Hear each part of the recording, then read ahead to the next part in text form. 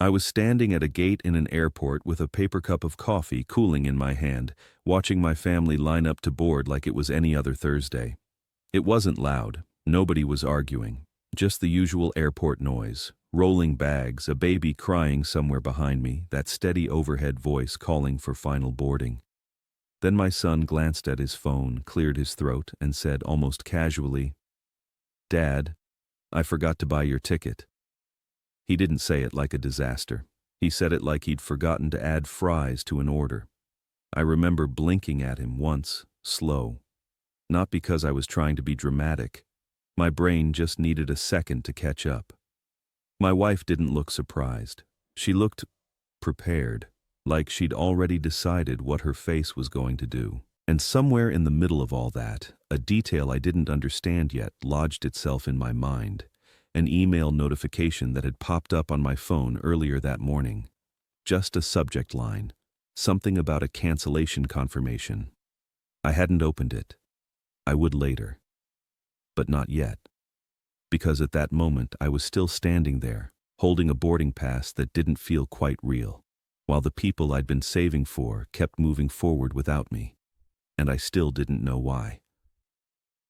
My name is Mark Berman. I'm 37, and I run a small automotive repair shop outside St. Louis. Nothing fancy.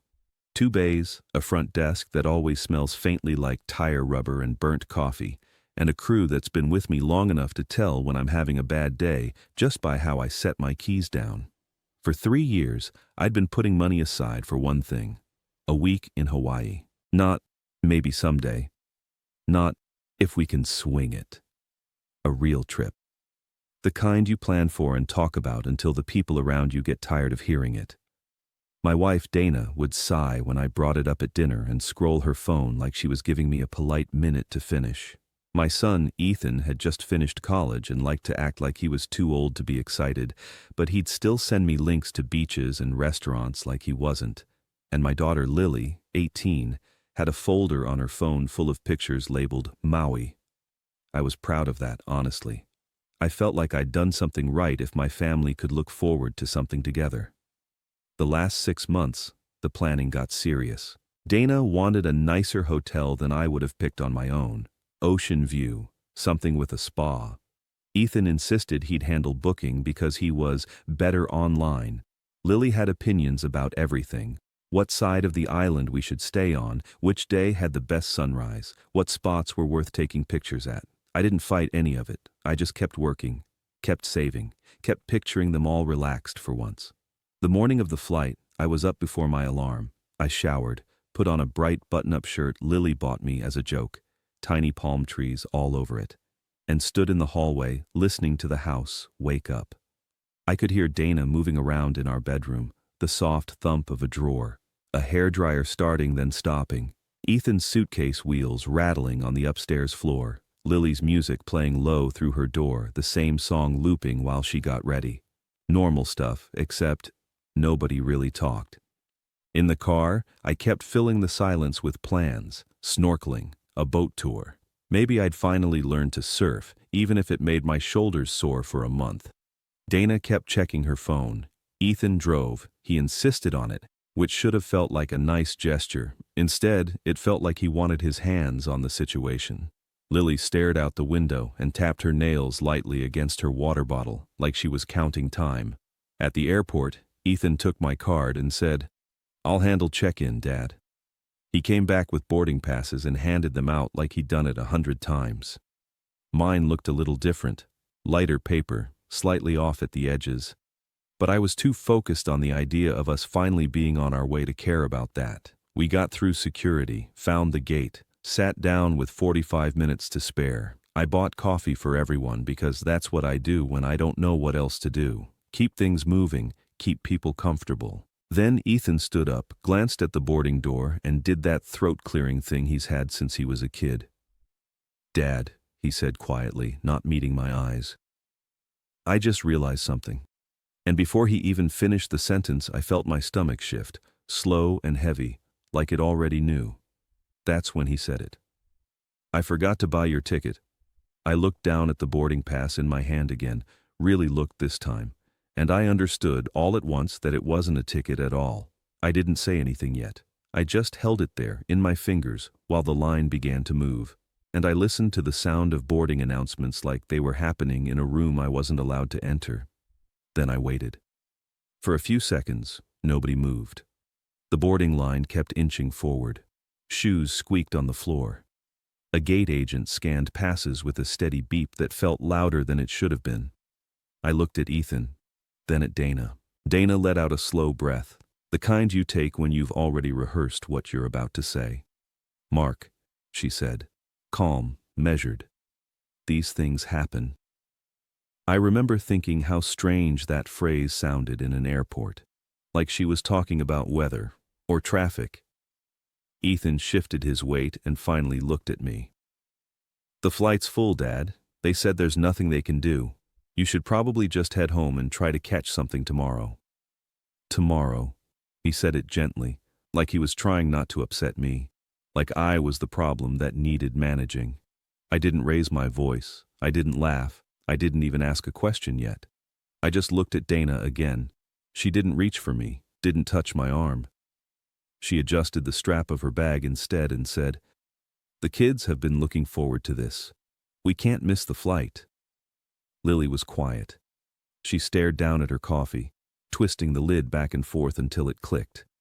The line moved again. People were boarding first class now. Dana stepped forward automatically, like her body already knew where it was going. "Wait," I said. My own voice sounded unfamiliar to me, flat, distant. "You're all just going?" Dana frowned slightly, the way she did when she thought I was being unreasonable. "Mark, please don't make this harder than it already is." Harder. Ethan was already a few steps ahead, holding his boarding pass out to the agent. A real one. I noticed that. Crisp, scanned, without issue. I lifted the paper in my hand. It felt thin, wrong. "Ethan," I said. He turned halfway and gave a small wave like we were separating in a parking lot, not an airport. "We'll talk when we get back, Dad. We'll figure it out." Lily finally looked at me, just for a second. Her eyes were red, but she didn't say anything. She leaned in toward Dana and whispered something I couldn't hear. Then she followed them. I stood there while the jet bridge swallowed my family one by one. No one turned around. The gate agent glanced at me after the door closed. Her expression softened.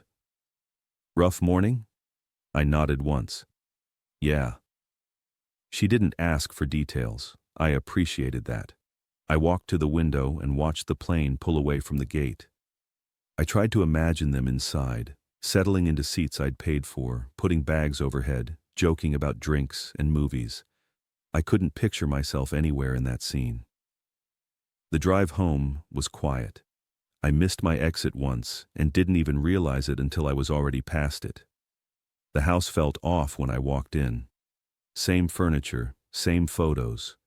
But everything felt staged, like a place meant for someone else. I set my keys down on the counter and my phone buzzed. An email notification. I sat at the kitchen table before opening it. It was from the airline. Purchase confirmation. 4 tickets. I stared at the number for a long moment. 4, not 3, not oops.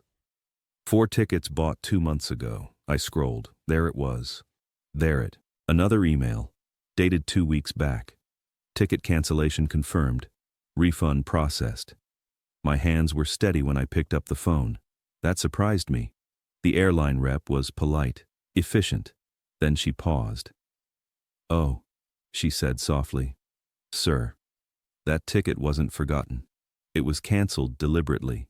The refund went to a different card." She asked if I wanted the last 4 digits. I said yes. I wrote them down. And when I saw the name attached to that card, I finally understood why Dana had been so calm. It was her sister's. I set the phone face down on the table. Then I sat there, alone in a quiet house, realizing that what had happened at the gate wasn't a mistake. It was a decision, and it hadn't been made that morning. Then I waited. I didn't call anyone right away. I made a sandwich instead. Turkey, mustard, same way I've made it for years. I sat at the kitchen table and ate slowly, like if I kept my routine intact, the rest of the day might behave. It didn't. My phone buzzed again. A text this time, from a number I didn't recognize. It was Ethan's girlfriend, Claire. "Did you guys land yet? My parents just checked into the hotel. Weather looks perfect." I read it twice. Her parents. Same hotel. I typed back something neutral, told her I'd call later, and set the phone down. Then I opened my laptop. Not angrily, not frantically, just deliberately. First thing I checked was the full booking confirmation Ethan had forwarded me months ago. I searched my inbox by date. Found it. 4 tickets, all names listed, mine included.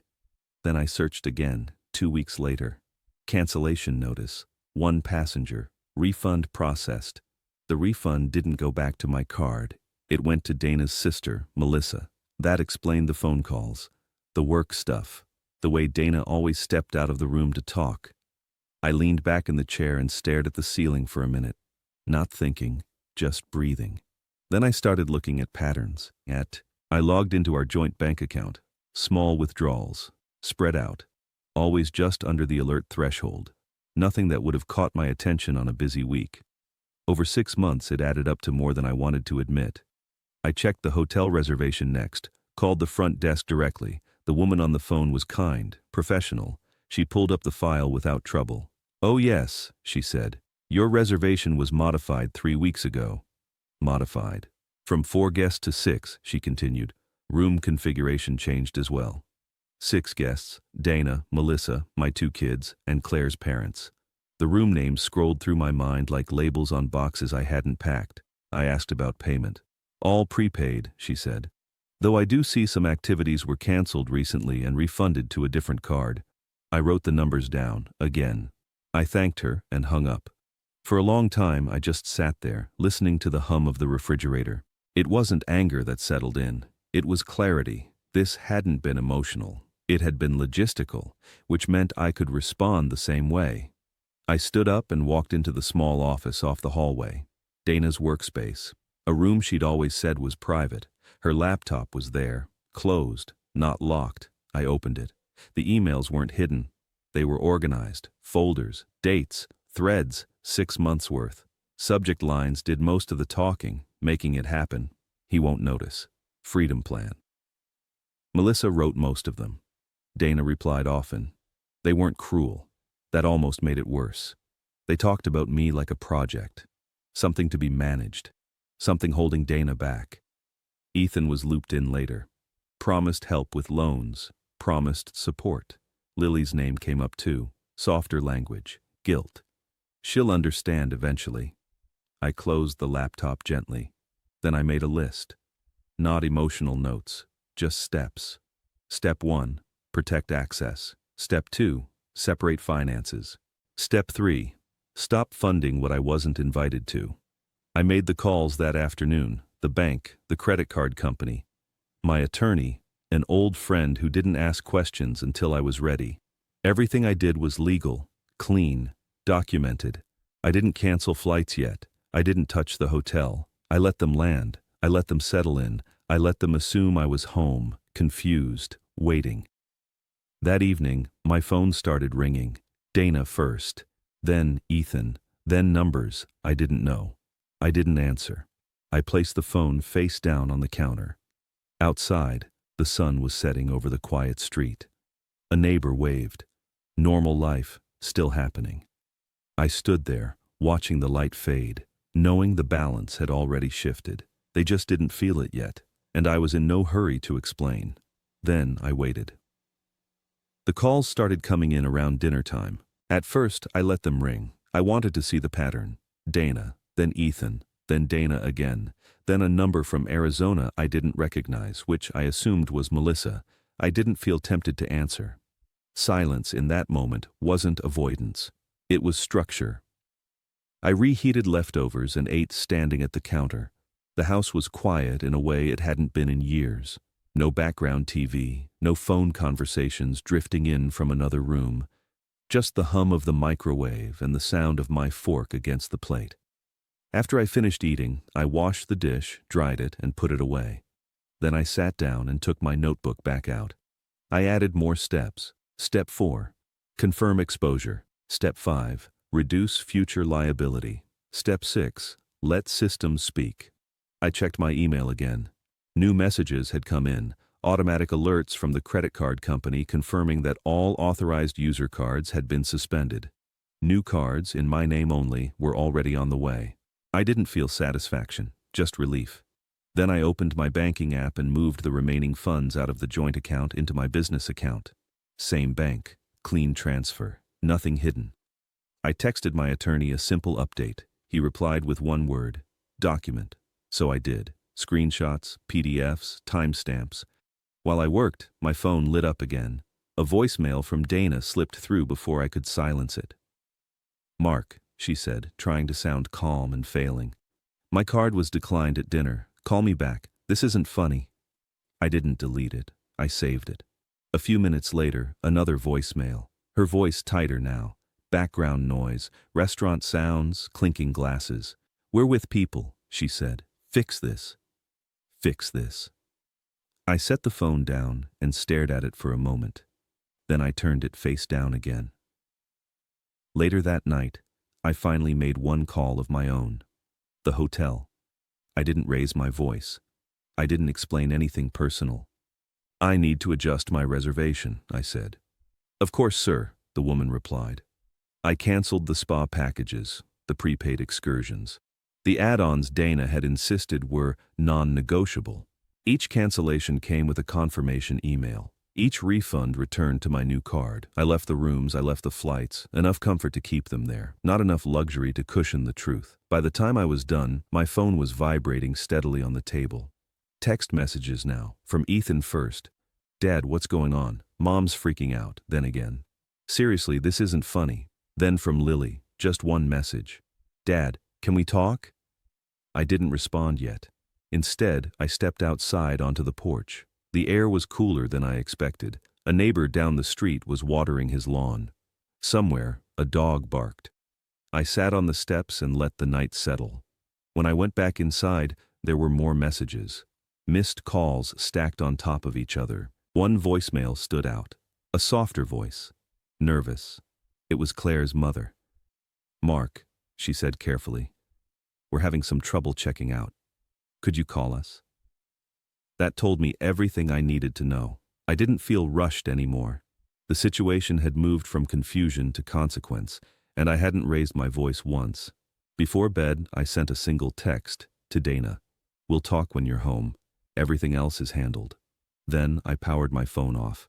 I slept better than I had in months. The next morning I turned the phone back on and watched the notifications pour in. Then I waited. They came home 3 days early. I knew before I saw them. The security camera notification came through while I was in the garage, reorganizing a shelf that hadn't really needed reorganizing. I wiped my hands on a rag, checked the screen, and saw the rideshare pull up in front of the house. 6 people got out. Slowly, no laughter, no energy. Dana looked smaller somehow. Sunburned, tired. Melissa stood stiff beside her, sunglasses still on even though it was cloudy. Ethan dragged a suitcase with one broken wheel. Lily walked last, head down, phone clutched in both hands. I didn't open the door. Dana tried her key first. Once, then again. She knocked, hard. "Mark, open the door." I didn't raise my voice when I spoke through the door. "We should talk calmly. This is better that way." She laughed sharp and short. "This isn't funny. You can't lock me out." "I can," I said. "And I have." There was silence.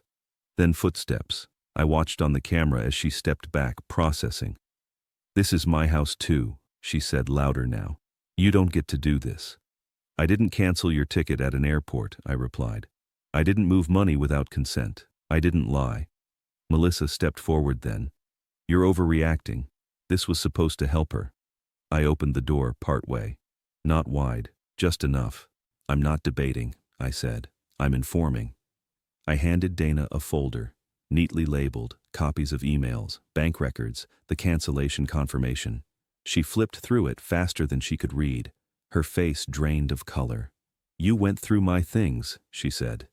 "I reviewed shared finances and shared decisions," I answered. "There's a difference." Ethan tried to speak. I held up a hand. He stopped. "I'm not angry," I said, "but I'm done funding plans that exclude me." Lily stepped forward then. Her eyes were red, but steady. "Dad," she said quietly, "I'm sorry. Not because it went wrong, because I knew." That landed. I nodded once. "I know." I turned back to Dana. "Your things are packed. The garage code still works for today. After that, communication goes through attorneys." Her mouth opened, closed. Melissa scoffed. "You're really doing this?" "Yes," I said. "I already have." No shouting, no insults, just facts laid out. They left not long after, boxes loaded, car doors closing one by one. Lily lingered. "Can I talk to you later?" she asked. "Yes," I said. "When you're ready." She nodded and got in the car. When it pulled away, the street went quiet again. I locked the door, leaned my back against it, and stood there for a moment longer than necessary. Then I went to the kitchen, made tea, and sat down at the table. The confrontation was over. The consequences were already in motion. And for the first time since the airport, everything felt orderly again. Then I waited. The paperwork did most of the talking after that. My attorney handled the filings, quietly, efficiently, no dramatic meetings, just documents moving from one desk to another, dates stamped, signatures witnessed. Dana contested at first, not emotionally, strategically. She asked for accounts, for explanations, for time. Time wasn't something she had planned to give me, so I didn't offer much back. The forensic accountant finished his review within a week. His report was clean, factual, almost boring. Misreported business expenses, personal purchases labeled as inventory, refunds routed through third parties. Nothing exaggerated, nothing speculative, just numbers. Dana's lawyer stopped calling after that. The house settled into a new rhythm. Mornings were quieter. I cleaned things I'd ignored for years, sorted a drawer at a time, old cables, receipts, manuals for things we no longer owned. I didn't rush the process. I let it be methodical. Ethan sent a message a few days later. Long, defensive at first, then apologetic, then bargaining. I replied once. "We'll talk after you've spent some time living with the consequences, not before." He didn't respond. Lily called instead. We met for coffee near campus. She showed up early, sat with both hands wrapped around the cup like she was grounding herself. "I'm staying in school," she said. "I got a part-time job. I don't expect anything extra." I nodded. "That's reasonable," she swallowed. I didn't know how to stop it. "I know," I said. "Learning when to stop something is a skill. You're learning it now." That was the whole conversation. No lectures, no forgiveness speech, just boundaries. Dana moved into an apartment across town. Melissa stayed with her for a while. That didn't last. People who plan exits together don't always enjoy the landing. The divorce finalized quickly after that. Faster than either of us expected. Assets divided according to the facts, not the story she'd rehearsed. I kept the house. The business stayed untouched. She kept her car, her clothes, and the consequences attached to her choices. On a quiet Saturday morning, I tore out the old bathroom vanity she'd hated but never replaced, installed a new one myself, took my time lining it up, measured twice. That night, I sat on the back steps with a glass of water and watched the sun go down. No phone calls, no emails, just space. A week later, I booked a trip. Not Hawaii, Alaska. I didn't tell anyone at first, just packed a small bag, locked the door, and left a clean house behind. On the plane north, I sat by the window and watched the clouds thin out over the mountains. Nobody beside me, nobody managing anything for me. At the lodge, I met people who didn't know my story, didn't need to. One evening, after a long hike, I sat with a cup of coffee and talked with a woman named Rachel. She'd lost her husband a year earlier, not to betrayal, to illness. We talked about small things, weather, trails, coffee that tasted better outside. At some point, she asked why I was traveling alone. I told her the short version. She smiled, not sadly, just knowingly. "Some lessons cost more than others," she said. I nodded. This one paid out fast. When I got home, the house felt right. Not empty, aligned. The past wasn't gone, but it was filed, labeled, no longer loose.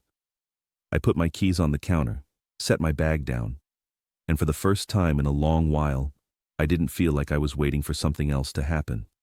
I was already where I needed to be. Then I waited. 6 months passed quietly. That was the best part. No late-night calls, no sudden emergencies, just routine returning to its proper place. I rebuilt it piece by piece, mornings at the shop, coffee before the first car rolled in, hands steady on familiar work. The house changed too, not dramatically, just honestly. I moved the bed to the center of the room, donated clothes that weren't mine anymore, turned the spare room into a small library with a chair by the window. In the evenings, I'd sit there with a book and let the day finish without commentary. Lily called every Sunday. Real conversations, classes, work, therapy appointments she scheduled herself. She didn't ask for money, she asked for advice. That told me more than any apology ever could. Ethan sent a letter, handwritten, no excuses, no explanations, just ownership. He said he was working and seeing a counselor. He didn't ask for anything. I wrote back one sentence. Keep going. That was enough for now. Dana faded from my daily life the way background noise fades when you turn something off and don't miss it.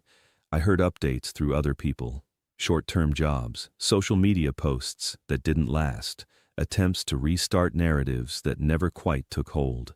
I didn't comment, I didn't correct, I didn't engage. Peace doesn't require participation. Rachel visited once in the spring. No rush, no labels. We cooked dinner together, walked the neighborhood, fixed a loose cabinet hinge like it was the most natural thing in the world. She didn't ask questions about the house. She didn't fill silences. She understood them. One night while we were sitting on the porch, she said something simple. You seem settled. I thought about it for a moment. I am, I said. I didn't realize how much noise I'd been living with. She smiled. We didn't say anything else. Sometimes that's enough. Every so often, someone new at the shop would recognize me. Not for drama, just for the story. Quiet respect. A nod. Business grew steadily. I hired another mechanic, paid him well, Integrity Compounds. Last week, a man waited after closing. Older than me, nervous hands. He told me his wife had been acting strange with money and travel plans. Asked how I knew when to stop explaining and start paying attention. I didn't give him advice. I told him what worked for me. Slow down, write things down, let patterns show themselves. He nodded like he already knew. Before he left, he thanked me, not for fixing anything, just for listening. That's when I realized this story wasn't really about a vacation or money or an airport gate. It was about attention, and what happens when you finally give it to yourself. If you've made it this far, thank you for sitting with me through it. If you enjoyed this story, I'd really appreciate it if you'd like the video and subscribe to the channel. It helps more than you think. And if you're comfortable, leave a comment telling me what city you're watching from and what time it is where you are. I read them more often than you'd expect. 2 more stories will be on your screen next, both different but familiar in their own way. Take care of yourself and pay attention.